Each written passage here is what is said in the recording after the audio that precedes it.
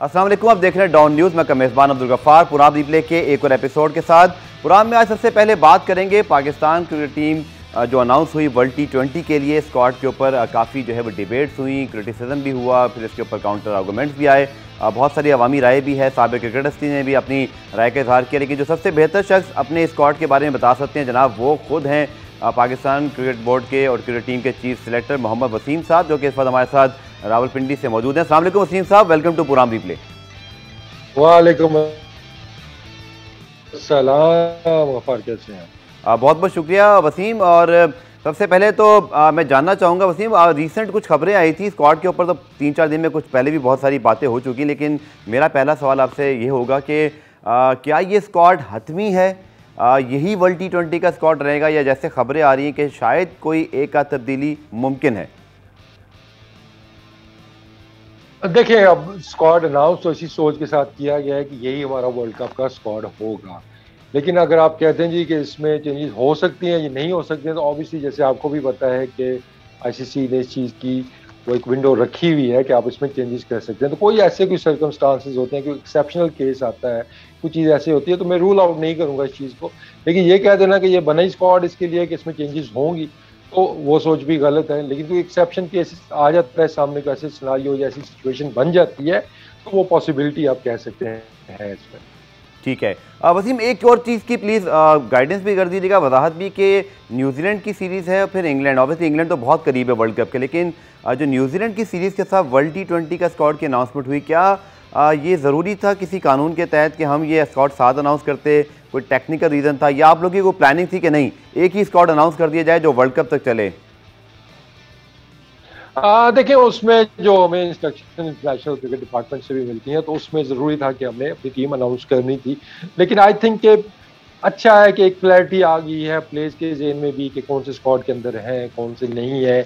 तो I think वो अच्छा ही हो गया कि अनाउंस हो गया है। लेकिन उस पर ऑब्वियसली जो इंस्ट्रक्शंस हमें मिलती हैं कि ये टाइमिंग है, इस टाइमिंग के अंदर हमने टीम अनाउंस करनी है, तो हमने उसी को फॉलो करना होता है। एक आपने बात कही थी वसीम, जब प्रेस कॉन्फ्रेंस में आपने टीम की अनाउंसमेंट की थी कि जो पाकिस्तान क्रिकेट बोर्ड के साथ जो इस पर नामजद चेयरमैन हैं, गवर्निंग बोर्ड के रुकन हैं और अभी साबिक कप्तान रमीज़ राजा, आपने कहा था कि उनके साथ शेयर की गई थी। कुछ बता सकते हैं कि उनका कितना इनपुट था? क्या सिर्फ इतना ही था कि आपने भेज दी दैट्स इट, या कोई रिप्लाई भी आया था, कोई उनका फीडबैक था? चूँकि बहुत सारी तब्दीलियाँ बड़ी वाज़ेह तौर पर आया हैं कि जिन प्लेयर्स के वो हक़ में रहे हैं या जिनके हक़ में नहीं रहे, ये टीम रिफ्लेक्ट करती है उस उनकी सोच की, जो हम यूट्यूब पे या टीवी पे सुनते रहे। तो क्या कम्युनिकेशन हुई थी आपकी उनके साथ? नहीं, उसमें कम्युनिकेशन, जैसे मैंने उस टाइम भी कहा था कि ओबीसी टीम जब कैप्टन के साथ बैठे कोच के साथ बैठे उस टाइम के, तो उस टाइम हमने डिस्कशन की और फाइनल स्क्वाड हमने जब बनाया तो उनके साथ शेयर किया था। लेकिन एक बात जो ये चल रही है कि उनका इनपुट या उनकी वजह से, तो आप कोई एग्जांपल मुझे ऐसी दे दें कि जिसके ऊपर आपको मतलब ये लग रहा हो कि ऐसा हुआ है। तो आई थिंक यही लड़के मोस्टली अगर आप देखते हैं तो वो इनसे सुहेब रिटेन हुए, आजम थे वो टीम के अंदर थे, वो रिटेन हुए। हाँ, बाकी ये 2 स्लॉट्स की उसके ऊपर आगे चल के प्रोग्राम में जब उनको भी आपने बात की ना कि जो प्लेयर्स की, देखें मेरे ख्याल में अगर हम बहुत विजिबल है कि जो उनकी कमेंट्री रही पीएसएल में या यूट्यूब के ऊपर, वो सेब मकसूद के लिए बड़ी बात करते रहे हैं। हालांकि उनकी फॉर्म अच्छी नहीं रही, लेकिन वो रिटेन हो गए। इसी तरह आदम खान के हवाले से अगर हम बात कर लें, मोहम्मद वसीम जूनियर के, शाहनवाज दानी शायद रिजर्व में आगे, वो स्क्वाड में नहीं आए। लो ये है ना उनकी सोच। ठीक है, आपके कुछ प्लेयर्स रिटेन भी हुए हैं, बट बहुत सारे जो इन आउट हुए हैं, ये काफ़ी हद तक लोगों का भी ख्याल है, और ऑब्वियसली हम भी सुनते रहते हैं कि ये डायरेक्ट एक जो है वो इन्फ्लुएंस है उनका स्क्वाड पर। नहीं, देखें, वो तो इस सारे सिनारियो से पहले की सिलेक्शन की आप बात कर रहे हैं, तो उस टाइम तो इस तरह का कोई मतलब सीन भी नहीं था ना। तो शोएब मकसूद तो ऑलरेडी टीम के अंदर थे, आजम खान टीम के अंदर थे, शाहनवाज दानी का मैं 12 आपको कह चुका हूँ कि वो उनकी जो सिलेक्शन थी इंग्लैंड टूर पे इसलिए नहीं हुई थी कि टीम पहले अनाउंस हुई थी, उनकी परफॉर्मेंस जो पीएसएल की थी वो बाद में आई थी, इसलिए ही मिस्ड आउट। लेकिन जितने भी आप देखते हैं कि हमारे पास ऑप्शंस मौजूद थे, जो भी हमारे पास बेस्ट टैलेंट अवेलेबल था, तो टीम के उसी के अंदर से बनी है। तो ये क्या सराहियां मैं इनको कहूँगा। ठीक है। दो तीन प्लेयर ऐसे हैं वसीम जिनके बारे में ज़्यादा बात हो रही है सोशल मीडिया पर, उनके स्टैट्स के भी निकाल लिए जाएँ या उनकी रीसेंट परफॉर्मेंसेज। उनमें से सर फहरिस्त तो आसिफ अली हैं, जिनको साउथ अफ्रीका सीरीज़ में भी चांस मिला, यहाँ तक कि T20 और वनडे दोनों में मिल गया। बहुत टेरेबली आउट ऑफ फॉर्म रहे, शॉर्ट पे डिलीवरीज पर बहुत ज़्यादा स्ट्रगल करते रहे। गो कि चलें ये वर्ल्ड कप यूई में है, उनको मुसलसल चांसेस 30+ या 39 उनके गालिबन इंटरनेशनल मैचेस हैं और बहुत ज़्यादा इनकन्सिस्टेंट हैं। किस तरह आप उनको ये जस्टिफाई करेंगे, उनकी selection in presence of Fakhar Zaman जो कि 190 करके आ रहे हैं साउथ अफ्रीका में, मैच विनर हैं, उनकी लेगेसी है, चैंपियंस ट्रॉफी विनर हैं। ठीक है वो ओपनर हैं, ये जो है एक आपके दूसरे प्लेयर हैं, लेकिन स्क्वाड के अंदर ये क्लियर एक डिफरेंस दिखाई देता है कि एक परफॉर्मर है, एक नॉन परफॉर्मर है, और वो उसका टीम में कम बैक हो जाता है सफर, जबकि फ़खर टीम में मौजूद थे वो आउट हो गए। देखिए उसमें अगर आप देखें तो आप फॉर्मेट मिक्स कर रहे हैं, रोल का तो आपने खुद डिफाइन कर दिया कि वो मिडिल ऑर्डर है तो उसका कंपैरिजन बनता नहीं है। लेकिन परफॉर्मेंसेस की बात कर रहे हैं तो नो डाउट कि फ़खर हमारे बड़े वैल्यूबल प्लेयर और वनडे क्रिकेट में बड़ा इंटीग्रल पार्ट है हमारी टीम का, जिस तरह की परफॉर्मेंसेस आ रही है। तो फ़खर का ऐसा डिसीजन था कि जिसमें काफ़ी डिबेट भी हुई, काफ़ी सोच विचार भी इसमें हुई। लेकिन इसमें अगर आप देखते हैं कि अगर हम नंबर 5 या 6 की बात करते हैं, फिनिशर का एक रोल देखते हैं उसमें, तो उसमें हमें आसिफ अली एक बेहतर ऑप्शन नज़र आते हैं। अब उसमें जो परफॉर्मेंसेस वाली आप बात कर रहे हैं तो देखिए मैं बारहा ये बात कर चुका हूँ, इससे पहले भी कर चुका हूँ कि मेरे पास वो लग्जरी नहीं थी कि अब परफॉर्मेंस के ऊपर चांसेस काफ़ी प्लेयर्स को मिले, सिर्फ आसिफ की बात नहीं है, और भी प्लेयर्स थे उनको भी चांसेस मिले हैं। लेकिन अनफॉर्चुनेटली उस तरह की अपनी जगह सीमेंट नहीं कर सका, पक्की अपनी जगह नहीं कर सका, जिसकी वजह से एंड में देखते हैं तो परफॉर्मेंसेज हमें इसी तरह की नज़र आती हैं सारों की। तो उसके बाद फिर हमें जज करना अब आखिर में इस तरीके से पड़ा है कि टीम के लिए बेस्ट क्या है, उस रोल के लिए एबिलिटी किसके अंदर मौजूद है, उसमें की बैटिंग कौन सा प्ले कर सकता है। तो उसमें फिर जितने भी आपको ये प्लेयर्स नज़र आ रहे हैं वो उसी रोल के लिए जी कि 6 नंबर पे हमें इस तरह का बैट्समैन चाहिए, वो एक आप खाका तैयार करते हैं जी कि ठीक है जी हमें जो स्पिन को भी अच्छा खेलता हो, जो तेज भी खेल लेता हो, जो फास्ट बॉल पे भी अच्छा हो, जिसको छक्के मारने भी आते हो। तो इन चीज़ों को जब सामने रखते हैं तो आई थिंक उस पर आसिफ अली ही सबसे आगे आते हैं। अच्छा, शर्जील खान ने ओपन किया था वेस्ट इंडीज में एक T20 मैच के अंदर वसीम, और उसके बाद हमने देखा कि शर्जील 15 क्या 18 से ही बाहर हो गए। कहाँ वो ट्रैवल कर रहे थे पाकिस्तान टीम के साथ, उनकी फ़िटनेस पे बड़े सवालात उठे, बहुत सारी खबरें भी आईं कि शायद उनको टास्क भी दिया गया कि आप अपने आप को फिट कर लें। किस बुनियाद पे वो ड्रॉप हुए हैं, क्या एक तो ये सवाल। दूसरा, रिजवान और बाबर उनमें से स्पेशली अगर हम देखें तो रिजवान भी चंद महीने पहले हालांकि आउटस्टैंडिंग परफॉर्मेंसेस हैं दोनों की, लेकिन हमारे पास स्क्वाड में 15 रुकनी स्क्वाड में ना शर्जील है ना फ़खर, ओपनर नहीं है कोई और इन दोनों के अलावा। देखिए पहला आप अगर आप ओपनर्स की अगर आप बात करते हैं तो देखें इसमें पहले हमारा थोड़ा सा जो इशू रहा है, आप लोग भी बड़ा ये हाईलाइट करते थे कि हमारे पास ओपनर्स ज़्यादा थे, हमारे पास मिडिल ऑर्डर बैट्समैन कम थे। अब ओपनर्स पे देखते हैं तो आपके पास नज़र आते हैं रिजवान और बाबर हमारे पास मौजूद हैं। दूसरे ऑप्शंस की अगर आप बात करते हैं कि उसके अंदर हमारे पास मोहम्मद हफीज़ एक ऐसे हैं बैट्समैन कि जिन्होंने पास में ओपन की भी है, हमारे पास ऑप्शन उनका मौजूद है। सुहेब मकसूद कि जिनका रिकॉर्ड पावर प्ले का बहुत ज़बरदस्त है कि वो नंबर 3 पे भी जाते हैं तो पावर प्ले में जब उनकी बैटिंग आती है तो उनकी ज़बरदस्त आपको परफॉर्मेंसेज नज़र आती हैं। तो इस तरह के ऑप्शंस हमारे पास मौजूद हैं और यही चीज़ें हमने कंसिडर की है by the time of the selection के इस बैटिंग लाइनअप के अंदर हमें फ्लेक्सिबिलिटी हमारे पास होनी चाहिए। शर्जील की जहाँ तक बात है ठीक है उनको उतने ज़्यादा चांसेस नहीं मिले, लेकिन वो फ्लेक्सिबिलिटी वो जो बाकी प्लेयर्स टीम को दे रहे हैं वो उनसे हमें उस तरह नज़र नहीं आ रही थी कि शर्जील का बेस्ट यूज जो था वो एज आ ओपनर ही आपको नज़र आता था, वो आपको पावर प्ले के बाद उनका रोल उस तरह का आपका रोल नज़र नहीं आ रहा था।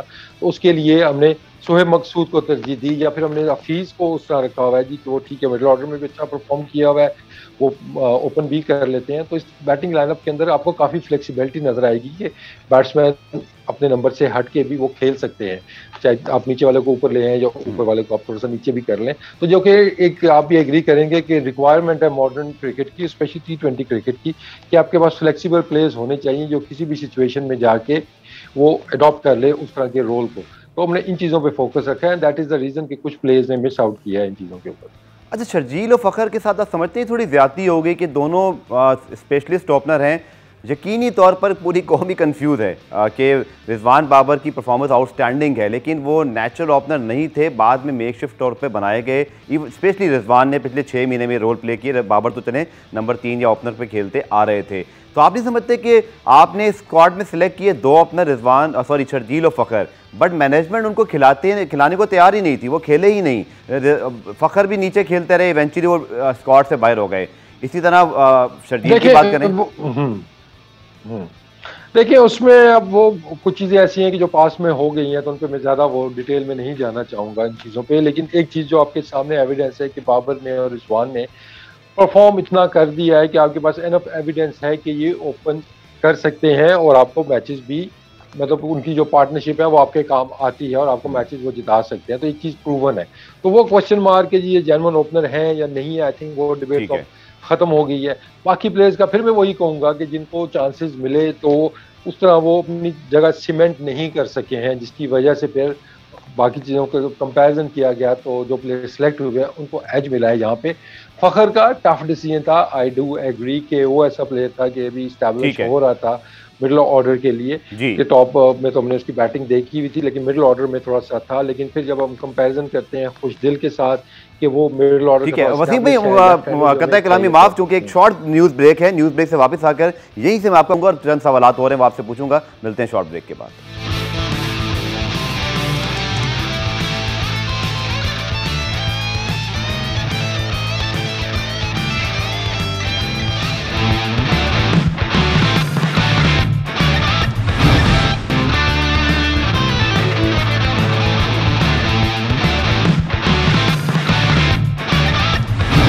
आप रिप्ले में खुशामदीद। तो पाकिस्तान क्रिकेट टीम के चीफ सेलेक्टर मोहम्मद वसीम हमारे साथ मौजूद है। वसीम, हमने ओपनर्स पे तो काफ़ी डिटेल बात कर ली, मैं मिडल ऑर्डर पे और फिर आखिर में आऊँगा स्पिनर्स के रोल पर।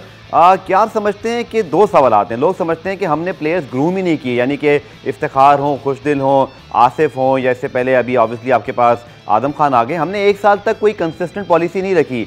अब अगर मैं आपसे स्ट्रेट अवे पूछूँ, आप समझते हैं कि क्या टैलेंट नहीं है हमारे प्लेयर्स के अंदर, या आप समझते हैं कि ये आपकी या मैनेजमेंट की कहीं नाकामी है कि कंसिस्टेंट चांसेस नहीं मिले तो प्लेयर्स डेवलप ही नहीं हो सके, और हम वर्ल्ड कप में अब आदम खान, आसिफ अली और खुशदिल शाह के साथ बिल्कुल रॉ मटेरियल के तौर पे जा रहे हैं और बिल्कुल उम्मीदों के साथ जा रहे हैं, हमारे पास कोई गारंटी नहीं है, ये कोई परफॉर्मर नहीं है। देखिए गारंटी तो वैसे तो खैर किसी चीज़ की भी गारंटी नहीं होती है, लेकिन आप एविडेंस की जो बात कर रहे हैं, अब ऐसा नहीं है कि ठीक है कुछ प्लेयर्स का आपको इंटरनेशनल एक्सपीरियंस का हम नजर आएगा, लेकिन T20 का एक्सपीरियंस देखेंगे अदर पास मौजूद है, चाहे वो आजम है, चाहे अगर आप खुशदिल की बात करते हैं, आसिफ की बात करते हैं, चाहे वो आपकी PSL है, चाहे आपकी वो डोमेस्टिक क्रिकेट है, और इन लड़कों ने वहाँ पे परफॉर्म किया हुआ है, तो वो एविडेंस हमारे पास है। तो एक चीज़ मैंने देखें आते ही जब मैं आया था शुरू में मैंने की थी कि डोमेस्टिक क्रिकेट को इम्पोर्टेंस ज़्यादा मिलेगी, और अभी भी इस सिलेक्शन के अंदर भी आपको डोमेस्टिक की परफॉर्मेंस को ज़्यादा आपको वो फोकियत नज़र आएगी, चाहे वो आपका नेशनल T20 कप है, चाहे वो आपका PSL है, हमारा अपना ब्रांड है कि वहाँ पे इन लड़कों ने प्रूव किया हुआ है। जहाँ तक बात है कि पॉलिसी, देखें एक चीज़ मैंने जब पहली टीम सेलेक्ट की थी तो उसमें मैंने एक चीज़ मेंशन की थी कि कुछ मसाइल हमें ऐसे हैं कि जो वर्ल्ड कप तक हमें हल कर लेने चाहिए, जिसकी वजह से हमने कुछ प्लेयरों का एक्सपेरिमेंट तो नहीं मैं कहूँगा, इनको रोटेट किया। काफ़ी लड़के 8 से 9 लड़के मिडिल ऑर्डर के हमारे खेले मिडिल ऑर्डर में, अनफॉर्चुनेटली वो अपनी जगह उस तरह सीमेंट नहीं कर सके अपनी परफॉर्मेंसेस पे। हाँ, जहाँ तक आप बात कर रहे हैं कि चांसेस उनको कंसिस्टेंटली मिले या कितने मिले या कैसे मिले, इस पे कुछ रिजर्वेशंस मेरी एज अ चीफ सेलेक्टर थी, टीम मैनेजमेंट के की जरूरत है, वो आगे चल के आपको वो बेहतरीन नजर आएगी। ठीक है, हम आपको रिपोर्ट दिखाते हैं। पाकिस्तान न्यूजीलैंड की जो सीरीज शुरू होनी है तो उसके हवाले से एक रिपोर्ट हमारे पास मौजूद है, आप रिपोर्ट देखिए फिर आके मज़ीद बात करते हैं। तो रिपोर्ट आपने देखी, इस हवाले से पुराने में मज़ीद बात करेंगे। इस टाइम वक्त हुआ है शॉर्ट ब्रेक का, मिलते हैं इस ब्रेक के बाद।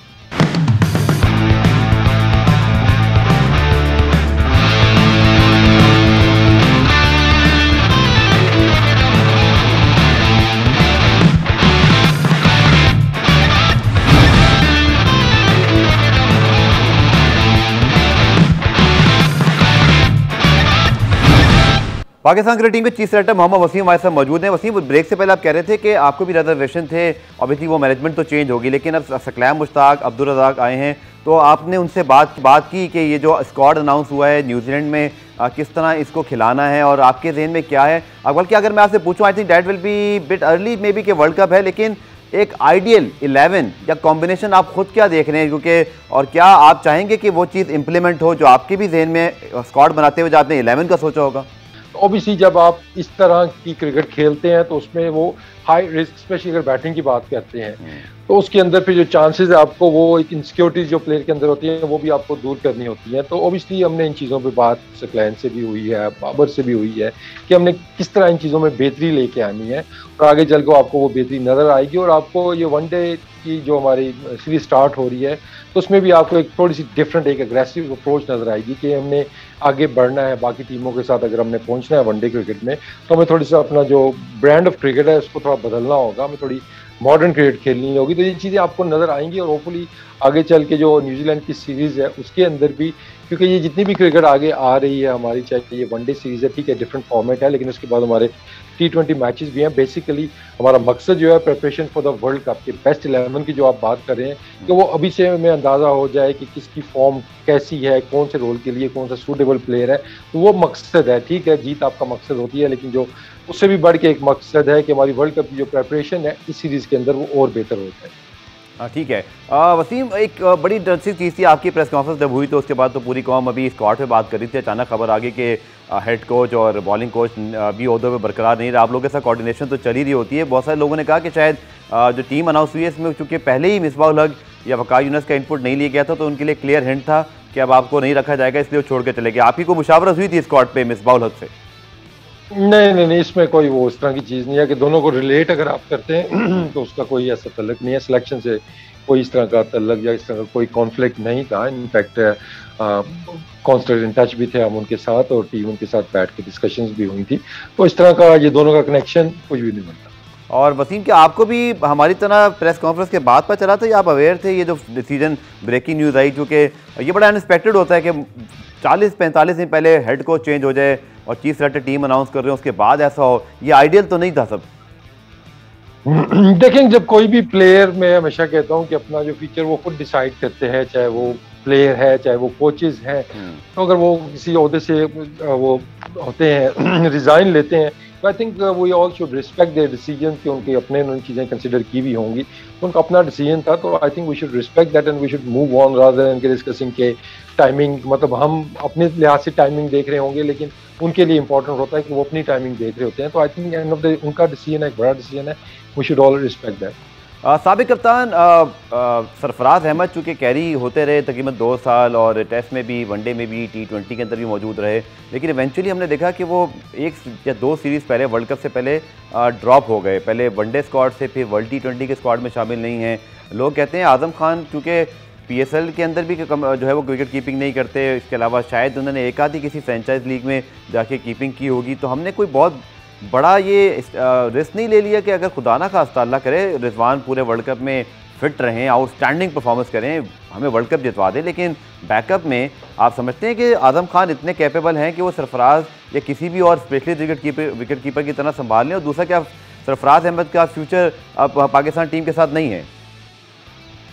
हाँ, देखिए इसमें 2 चीज़ें हैं कि देखें, जो पहले की बात कर रहे हैं तो ऑब्वियसली हमारे पास एक्सटेंडेड स्क्वाड्स की एक लग्जरी मौजूद थी कि उसके अंदर आप 2-2, 3-3 भी ऑप्शंस हमने रखे थे, चाहे वो बॉलिंग के थे, बैकअप्स या बैट्समैनों के थे। तो वो 20 का स्क्वाड जा रहा है, कभी आपका 22 का स्क्वाड जा रहा है, तो उसमें डिफरेंट एक सिनारियो बनता था। लेकिन जब बात आ जाती है ICC इवेंट की, तो ऑब्वियसली आप 15 से ऊपर जा नहीं सकते हैं। तो 15 के अंदर जो फिट एंड बेस्ट आपके ऑप्शंस होते हैं तो फिर आपने वो निकालने होते हैं। अब उसमें कीपिंग की आपने बात की है तो definitely Azam has been picked as a second wicket keeper, हमारा बैकअप विकेट कीपर वो मौजूद है। और हमारे पास एनफ एविडेंसेस भी हैं कि उसने डोमेस्टिक में भी कीपिंग की हुई है। उससे पहले अगर आप देखते हैं कि अभी पाकिस्तान कप हुआ था, उसके बेस्ट विकेट कीपर भी वो हुए थे। तो ये नहीं है कि उन्होंने कीपिंग नहीं की हुई है, वो कीपर हैं और कीपिंग वो करते आए हैं। ठीक है, अब जिन एरियाज की आपने बात की है, चले वहाँ पे नहीं की है, लेकिन एनफ एविडेंस हमारे पास मौजूद है। फिर असेस किया गया कि T20 क्रिकेट की कीपिंग की जो रिक्वायरमेंट है उनको वो पूरा करते हैं, तो उनको वो पूरा करते हैं। बट जैसे आपने कहा है, Rizwan remains our number 1 wicket keeper, के पहली प्रायोरिटी वो विकेट कीपिंग की उनकी ही होगी। लेकिन अगर आप एज अ बैट्समैन देखते हैं तो वहाँ पे बाकी कीपर्स के साथ अगर आप कंपैरिजन करते हैं, चाहे आप सरफराज की बात करते हैं, 2-3 और यंगस्टर्स के नाम भी थे कि अगर हम 5वें, 6ठे या 7वें नंबर पे कीपर आता है और उसकी बैटिंग आती है तो उसके लिए ज़्यादा सूटेबल बैट्समैन कौन हो सकता है, तो वहाँ पे जाके एज मिली है आजम खान को कि उस रोल के लिए वो हमारी बेहतरीन चॉइस हो सकते हैं। बाकी थोड़ा सा देखें कि इसमें अब वो 2 साल से आपने कहा कि सरफराज टीम के साथ थे, आई डू एग्री कि वो टीम के साथ थे, लेकिन उसमें वो प्लेइंग 11 में उसने जगह नहीं बना सके वो। और दूसरा आपको ये भी देखना होता है कि being as a senior player और एज ए एक्स कैप्टन आपको कि हमारा मतलब वो इट्स नॉट नाइस कि आपका जो एक एक्स कैप्टन है और कोई भी सीनियर प्लेयर है, ये हालांकि चले एक्स कैप्टन को भी आप साइड पे कर दें, एज ए सीनियर प्लेयर भी, तो किसी भी टीम में आपको सीनियर प्लेयर जो है वो बेंच के ऊपर बैठे हुए आपको नजर नहीं आते। 2 साल तो बेंच पे बैठे रहे ना, तो 2 साल तो हमने नहीं सोचा ये। वो मैं कह रहा हूँ ना, उस टाइम पे यही था कि हमारे पास थोड़ा सा कोविड वाला भी जो था, जिसके अंदर जगह भी बन रही थी कि चले ठीक है, लेकिन अब अगर आप उस नज़रिए से भी देखते हैं तो मेरी एक थ्योरी इस पे ये भी है कि सिंपल है कि आपका जो सीनियर प्लेयर है वो आपका सीधा प्लेइंग 11 के अंदर आता है, ये नहीं कि वो स्क्वाड के अंदर आता है और प्लेइंग 11 के अंदर नहीं आता है। तो इस तरह की चीज़ें आपको आगे चल के भी नज़र आएंगी कि जो सीनियर है स्पेशली वो आपको प्लेइंग 11 के अंदर नज़र आएंगे, या फिर स्क्वाड के अंदर आपको जो बेंच स्ट्रेंथ है आपकी वो यंगस्टर आपको नजर आएंगे, जैसे कि पूरी दुनिया की एक रवायत है, वहाँ पे आपको आपके सीनियर प्लेयर्स बेंच पे बैठे हुए नजर नहीं आते। फ्यूचर है उनका पाकिस्तान टीम में जब तक आप चीफ सिलेक्टर हैं? देखिए, मैं रूल आउट तो पॉसिबिलिटी किसी चीज की भी नहीं करता, लेकिन एट द मोमेंट जो जैसे मैंने पहले कहा है कि हमारा फोकस है कि सीनियर्स जो प्लेइंग 11 के अंदर आ सकते हैं वो टीम में उनको फोकियत दी जाएगी, लेकिन जो टीम के अंदर नहीं आते हैं तो बेंच स्ट्रेंथ जो आपकी बनती इसीलिए है, या आप फ्यूचर के भी आपने शुरू में भी बात की थी कि आगे की हमारी प्लानिंग्स क्या है, तो बेंच पे हमारे वो लड़के होने चाहिए जिनका आगे फ्यूचर हो, और फिर उनका कंपैरिजन किया जाता है जो ऑन द प्लेयर है। जैसे अब रिजवान है कि वो अगले चंद साल तो जिस तरह के वो परफॉर्मेंस भी देख रहा है तो नंबर 1 कीपर तो वही रहेगा, तो वो हमारे पास अपॉर्चुनिटी है कि वहाँ पे हम यंगस्टर्स को ग्रूम करें। ठीक है सर, लास्ट सवाल आपसे, चूंकि स्पिन का डिपार्टमेंट बड़ा इंपॉर्टेंट है, हमने देखा कि भारत ने 5 स्पिनर अनाउंस किए, बाकी टीमों के अंदर भी स्पिनर मौजूद हैं। शादाब थोड़े से एक ज़माने में हमारे बड़े ज़बरदस्त परफॉर्मर रहे, लेकिन इंजरी की वजह से और फिर उनकी जो आप देख लें ना कि बहुत ज़्यादा वो खेल नहीं पाए हैं। और दूसरा, नवाज़ और इमाद एक ही तरह के स्पिनर्स हैं और स्पेशली बीइंग एन ऑलराउंडर भी कंसिडर होते हैं। आप समझते हैं कि we are 1 spinner short Usman Qadir के मुतालिक से लोग बात करते हैं कि वो जेन्युइन लेग स्पिनर हैं और शायद स्पेशलिस्ट भी हैं, तो उनको स्क्वाड में होना चाहिए था। आप उनके रिजर्व में होने और स्क्वाड में ना होने पर क्या कहेंगे? ये डिसीजन क्या किस तरह इसके पीछे जस्टिफिकेशन है? इसका देखिए मैं आपको बताता हूँ कि स्पिनर्स आप टेक्निकली देखते हैं तो हमारे पास 4 स्पिनर्स मौजूद हैं। हफीज को भी आप एक पूरा बॉलर गिन सकते हैं, उसकी एबिलिटी का आपको पता है बॉलिंग में कि वो पूरे 4 ओवर का बॉलर हमारे पास मौजूद है। तो टेक्निकली अगर हम देखते हैं तो हमारे पास 4 ऑप्शंस मौजूद हैं स्पिन बॉलिंग के, तो हमारे पास ऑप्शंस कम नहीं है। अब आप बात कर रहे हैं टाइप्स की कि देखें ठीक है, आइडियली अगर हम देखते हैं तो इस पर डिबेट होती है जी कि हमारे पास 2 लेग स्पिनर शायद स्क्वाड के अंदर होने चाहिए थे, लेकिन उसमें फिर जो हमने एक चीज़ देखी है कि हमारे जो बेस्ट ऑप्शंस हमारे पास मौजूद हैं कि हमारे पास 3 जेन्युइन बेस्ट स्पिनर्स हमारे पास कौन मौजूद हैं, तो वो आपको शादाब, इमाद और नवाज नज़र आते हैं।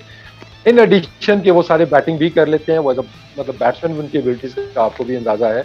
तो वो अब दोनों लेफ्ट आर्मर हैं, लेकिन वो डिफरेंट टाइप के हैं। इमाद बिल्कुल एक डिफरेंट टाइप का बॉलर अगर आप कंपेरिजन करते हैं नवाज के साथ, तो उसमें फिर ये थ्योरी मैं आपको लॉजिक दे रहा हूँ कि हमारे जो टॉप के 3 स्पिनर्स थे वो आपके स्क्वाड के अंदर नजर आ रहे हैं, और जो चौथे पे है जिसकी अगर हम करंट फॉर्म की या डिफरेंट सिनारियोज की बात करते हैं कि आजकल उनका बॉलिंग रिदम कैसा है, उनकी परफॉर्मेंसेस कैसी चल रही हैं, वो देखते हुए चौथे नंबर पे आए थे हमारे पास उस्मान कादिर, जो आपको 18 के अंदर नजर आ रहे हैं। ठीक है सर, आखिरी सवाल आपसे, चूँकि मैंने तो सारे सवाल कर लिए लेकिन बहुत सारे फैंस ने भी सवाल भेजे थे, लेकिन मैं उनके नुमाइंदा बन के एक चीज़ सिर्फ आपके पास लेकर आता हूँ कि बड़ा तनकीद हुआ, शायद आप भी सोशल मीडिया बहुत एक्टिवली यूज़ पहले करते थे, मुझे आपका नहीं पता सिलेक्टर बनने के बाद आप कितना यूज़ करते हैं, लेकिन आपको शायद अंदाज़ा हुआ होगा जो बैकलैश आया है, तनकीद, आपका फैंस को क्या जवाब है? क्योंकि वर्ल्ड T20 दूर है, आई थिंक एक चीज़ तो हम कह सकते हैं, चाहे जितनी भी तनकीद हो, है तो हमारी टीम, हम तो फिर भी चाहेंगे हमारी टीम वर्ल्ड कप जीते, बट फैंस को या जो क्रिटिक्स हैं, सारी बात है, हर किसी की अपनी ओपिनियन है, आपका फाइनल जवाब क्या अपने स्क्वाड के हवाले से? देखिए, उसमें हर किसी को सेटिस्फाइड ना कर सकता है, और ना ही मेरा ये जॉब है कि मैं सोशल मीडिया को सेटिस्फाइड करूं, क्योंकि कुछ अर्सा पहले ये भी बात चली थी कि मैं सोशल मीडिया को देख के टीम बनाता हूं शायद, तो आप लोग उन लोगों को अंदाजा हो गया होगा कि तो आपने ट्विटर बंद कर दिया क्या? टीम की रिक्वायरमेंट कि जो टीम की रिक्वायरमेंट है हम वो देखते हैं, हम ये नहीं देखते कि बाहर के लोगों की क्या रिक्वायरमेंट है। जैसे आपने खुद कहा है गफार, देखें हर बंदे की अपनी राय होगी, आपके जन अपने एक दो नाम होंगे, इनसे हट के कोई और आएगा उसके अपने होंगे, तो हर बंदे का आपको राय का एहतराम डेफिनेटली मैं करता हूँ, उस पर कोई वो नहीं है। थोड़ा सा जो ये है कि मैं जो मैसेज एक फैंस को देना चाहूँगा कि देखिए टीम हमने जो बेस्ट हमें नज़र आई है, सिलेक्शन कमेटी वो हमने बनाई है और वी आर क्वाइट होपफुल कि ये बेस्ट परफॉर्म करेगी जाके वर्ल्ड कप के अंदर। I think it's time to support the team. और अगर आपको कोई इतराज़ात हैं तो आप सिलेक्शन पे हैं तो आप सिलेक्शन कमेटी पे एतराज़ करें, बजाय कि आप प्लेयर्स के ऊपर अटैक करें कि ये प्लेयर कैसे आ गया, ये प्लेयर कैसे आ गया। क्योंकि जो भी लड़का सिलेक्ट हो गया है वो आपका नेशनल प्लेयर है, उसने जाके वर्ल्ड कप खेलना है, तो आई थिंक हमें इनको बैक करना चाहिए। ठीक है वसीम, आपका बहुत बहुत शुक्रिया। जितना क्रिटिसिज्म है वो हम पे लेके आए। जी दोबारा बोलिएगा प्लीज, क्या कह रहे थे आप? मैंने कहा जो भी क्रिटिसिज्म है आप सिलेक्शन के प्रोसेस पे कर सकते हैं, मेरे पे कर सकते हैं, सिलेक्शन कमेटी पे कर सकते हैं, लेकिन अब जो टीम सिलेक्ट हो गई है उन प्लेयर्स को बैक करना चाहिए। ठीक है वसीम, आपका बहुत बहुत शुक्रिया। तमाम सवालात के आपने बड़ी तफसीली जवाब दिए और काम यही था कि जो लोगों के ज़हनों में सवालात हैं इस स्क्वाड के ऊपर बहुत सारी तनकीद हुई है, वो चीज़ सट्टे के सामने रखें। अब आपका काम है बहैसियत अवाम फ़ैन कि आप वसीम के जो जवाबात हैं इस स्क्वाड के हवाले से उससे कितना मुतमईन है। प्रोग्राम रिप्ले देखने का शुक्रिया। कल दोबारा से मुलाकात होगी, तब तक के लिए अल्लाह हाफ़िज़।